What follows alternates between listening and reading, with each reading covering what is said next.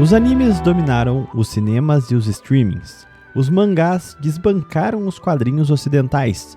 O que antes era um produto nichado, hoje personifica o soft power japonês, emplacando diversos sucessos globais. Mas como começa essa história? Quando surgem os primeiros mangás? E como eles se tornaram plataforma de projeção global do Japão? Vamos descobrir como os mangás dominaram o mundo.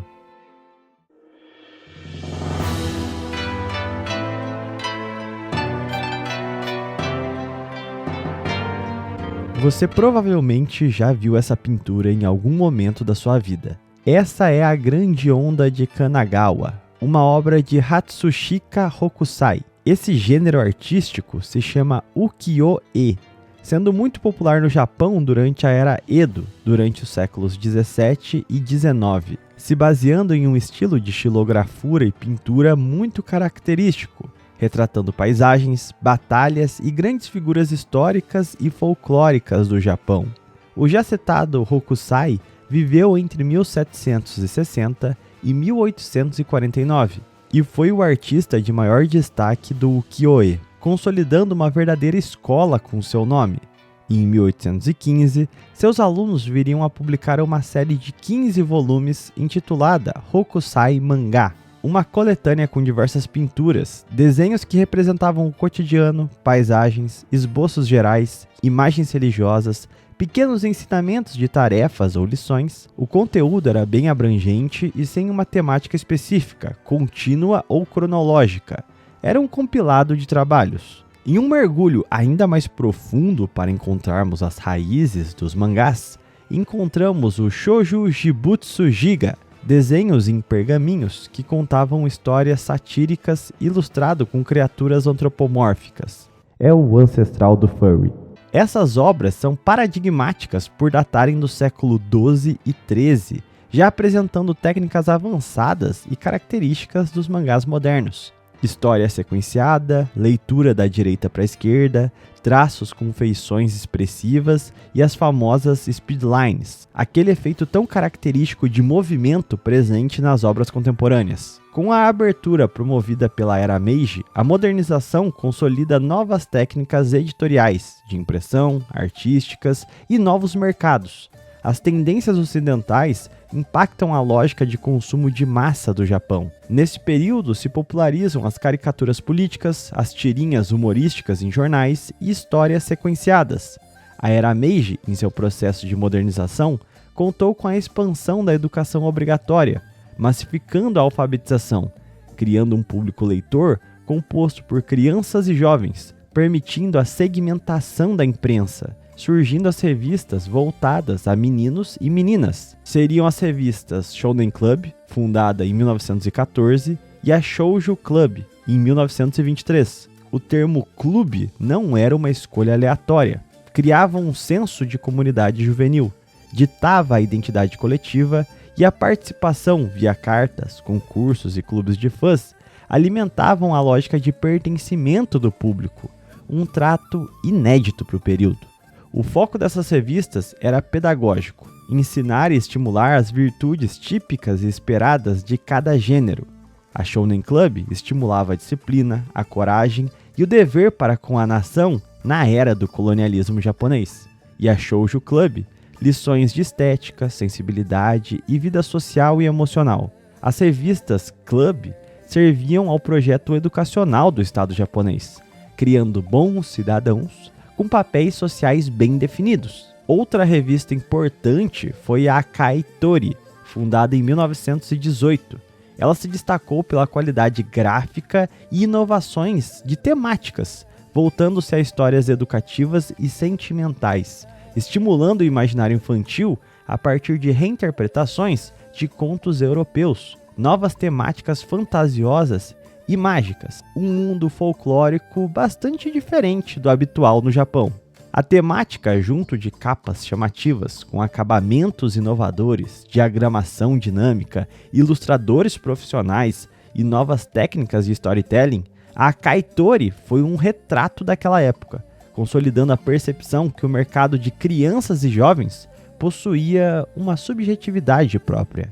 Ainda nos anos 30, teremos a consolidação de algumas características típicas dos mangás como conhecemos, tanto a segmentação como a consolidação de uma mídia moderna. Suiho Tagawa, ainda nos anos 30, emplacaria um sucesso, o Norakuro, a história de um cãozinho que integra o regimento de cães ferozes, representando a expansão do exército imperial japonês, sendo um sucesso estrondoso, já integrando quadrinhos e mercado de licenciados, com a venda de milhares de brinquedos, materiais escolares e outros itens, demonstrando o potencial desse novo mercado. Nesse período se destaca também os livros de Uno Jusa, considerado o pai da ficção científica no Japão, que apesar de não ser um mangaka, traz a discussão de tópicos que seriam reincidentes na indústria: futurismo, tramas cósmicas, viagem no tempo, um abrir de leque para o fantástico e o especulativo, que viriam se tornar a marca registrada de grandes sucessos do futuro.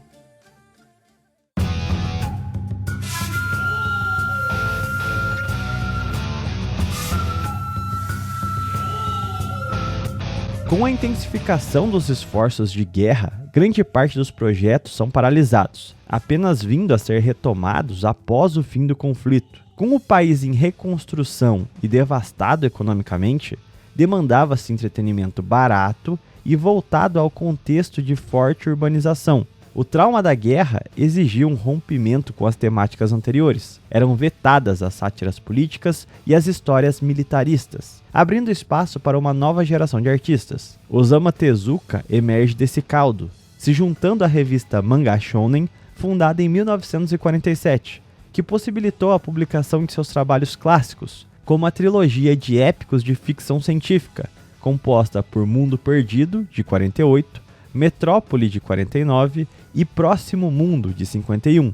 Além do sucesso estrondoso de Kimba, o Leão Branco, publicado entre 1950 e 54. Seu maior sucesso, Astro Boy, aparece pela primeira vez em 1951 no mangá Atomo Taichi, ganhando sua própria história no ano seguinte, com a publicação de Tetsuwan Atomo, que nós no ocidente chamamos de Astro Boy. Tal foi o sucesso de Astro Boy que na década de 60 viria a ganhar uma série animada e filmes no cinema. Voltando-se ao mercado feminino, em 1953 Tezuka publicou pela Shoujo Club o mangá Ribbon no Kishi, A Princesa Cavaleiro, outro grande sucesso, consolidando o mangaka como o mais célebre artista do segmento à época. Mais do que consolidar o mercado editorial e de produtos licenciados, Tezuka alavancou seu próprio estúdio de animação, o Mushi Pro, que não só se diferenciou pelas melhores condições de trabalho se comparada com a sua principal rival à época, a Toei Animation, como implementou novas técnicas de animação, desde seu traço simplificado, como repetições e movimentos espelhados e invertidos que poupavam tempo de trabalho e criava a noção de dinamismo na animação, permitindo o estúdio firmar contratos com distribuidoras estrangeiras e se focar em séries mais longas. Projetos mais ambiciosos, mesmo chegando ao cinema, Tezuka consolidou o modelo da indústria.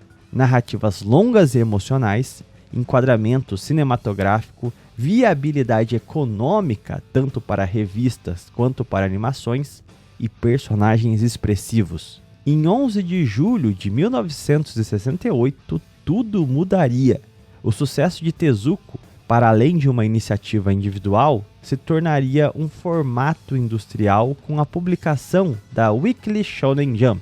Apesar de não ter nenhum contato com o Tezuka, ela é caudatária do seu legado, o mercado que se viabilizou pela sua ação. Voltando-se ao público infanto-juvenil, a liberdade editorial da Shonen Jump contava com temáticas diversas, exigindo apenas uma trama fácil de ser lida, que fosse envolvente e bem acabada. O grande atrativo da Shonen Jump era comprar em uma única revista diversos mangás de qualidade, uma tiragem que garantia ao comprador o acesso a uma gama de histórias diferentes e muito bem tratadas. Ela era pensada para o consumo rápido, fácil e contínuo, papel barato, grande volume de páginas e várias histórias ao mesmo tempo.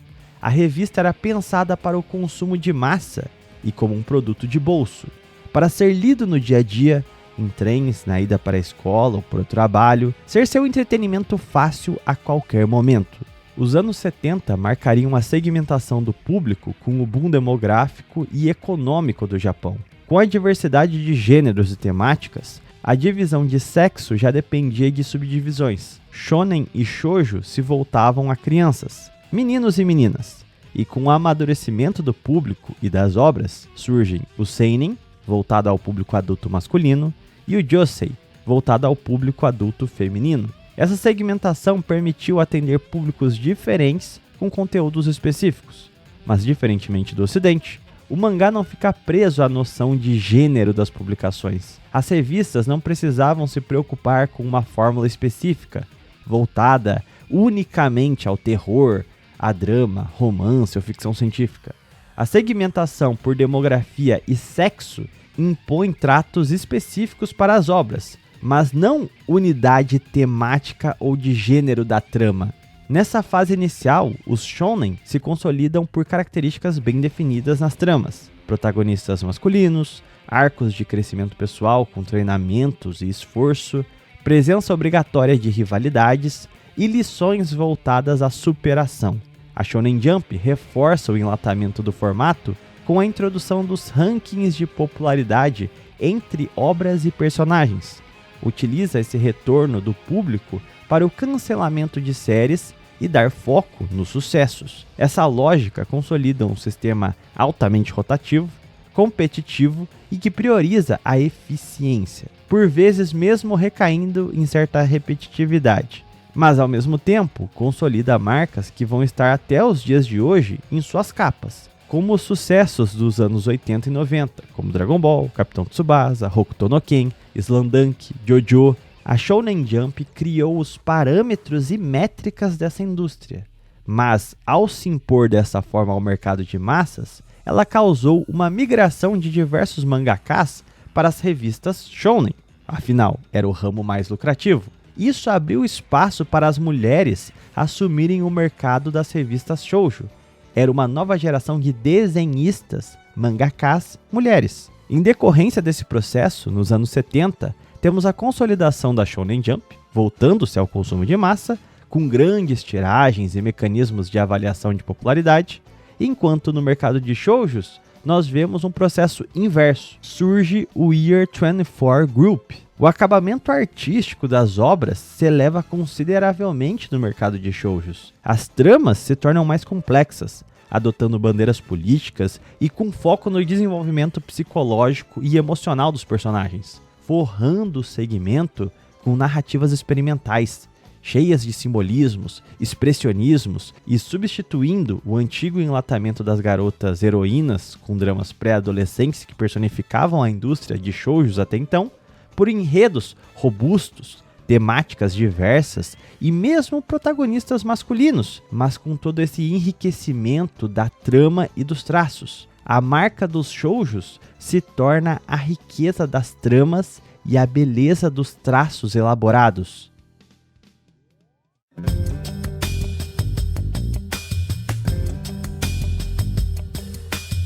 Enquanto os shounens trabalham em ritmo acelerado, com revistas semanais, com tramas longas e forte integração com licenciados, os shoujos seguiram em ritmo mais lento, publicações mensais, com histórias curtas e médias, mas com forte apelo estético. Essas características, fixadas entre os 80 e 90, abriram caminho para segmentações adultas, como seinens e joseis, o que trouxe clareza sobre as propostas de cada segmento ao público e preparou o consumidor para um hábito contínuo.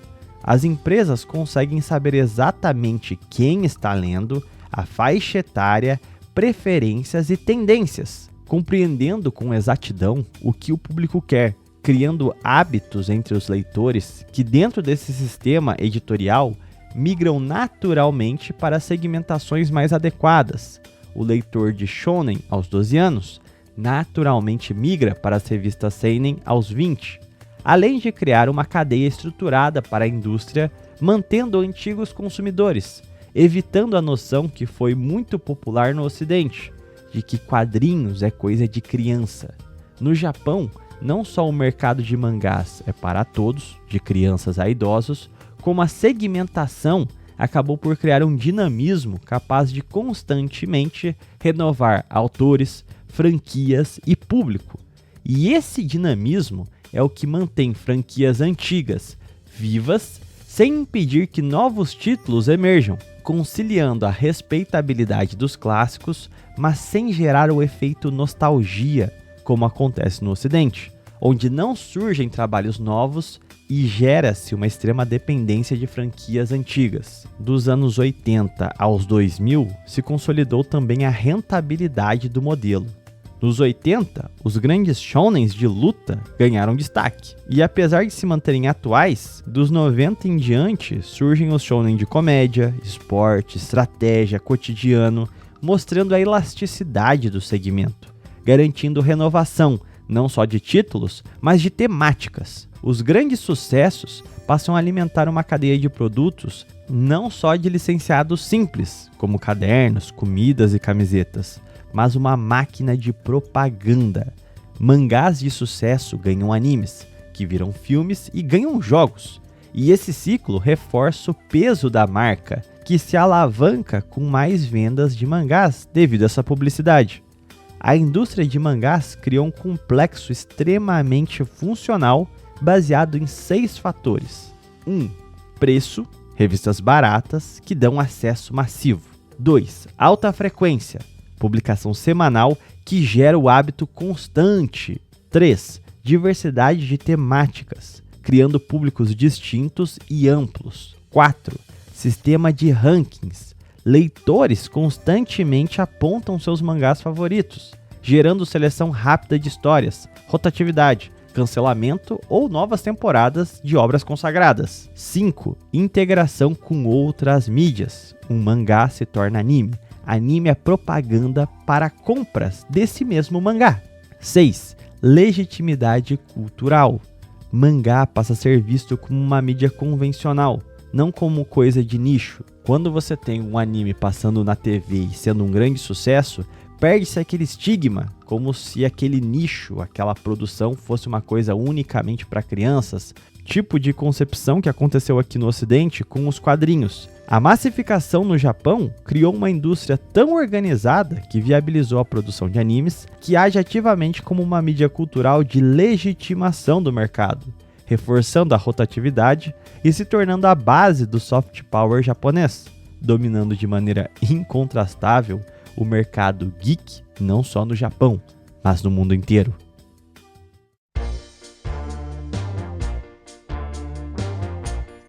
Mas e aí? Você já conhecia a história dos mangás? Já sabia como funcionava esse verdadeiro ecossistema? Deixa aí nos comentários e deixa também uma recomendação de um bom mangá que você leu. Eu recentemente li Golden Kamuy por influência do anime. Vocês também já caíram na propaganda da indústria? Eu vou ficando por aqui. Nos vemos em um próximo vídeo. Tchau, tchau.